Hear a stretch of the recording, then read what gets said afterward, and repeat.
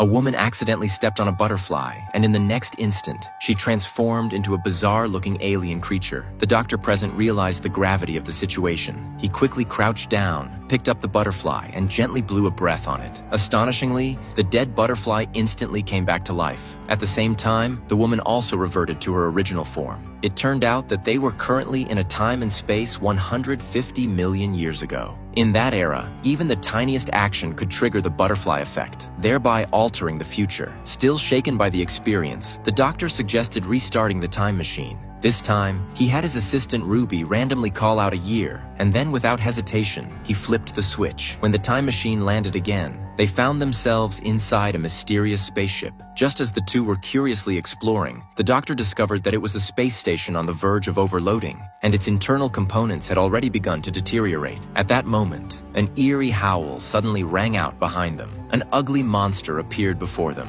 frightening the pair and sending them running for their lives. At the critical juncture, they took refuge in an elevator. After the elevator stopped, they were surprised to find themselves in a room filled with baby incubators. They suspected that these babies were food for the monster. A little boy sitting in a stroller barged in and told them that these were not food, but humans in the process of hatching. The doctor and Ruby were shocked, never imagining that such a young child could possess such clear thinking. The little boy drove the stroller away to share this good news with the other companions. The doctor and Ruby followed him to other areas of the space station, where they discovered more babies sitting in strollers. The entire space station was actually controlled by this group of infants, while their daily lives were taken care of by the ship's nanny system. When the doctor asked if the monster downstairs was the baby's pet dog, the little one started wailing in fear. Just then, the system suddenly issued a warning, instructing the doctor to go to room 357. When the doctor arrived, he unexpectedly uncovered the truth about the entire base. It turned out that the old woman was the embodiment of the artificial intelligence. The so-called intelligence services were actually all done by her personally, just to keep the children from knowing that they had been abandoned. 6 years ago, the company responsible for colonizing the planet went bankrupt, and all employees were evacuated. But there were already embryos in the incubators. Shutting down the machines was illegal, so the old woman had no choice but to stay behind and act as a nanny. Due to a lack of maintenance, the real artificial intelligence had long since collapsed. To help the old woman, the doctor used his sonic screwdriver to repair the AI system.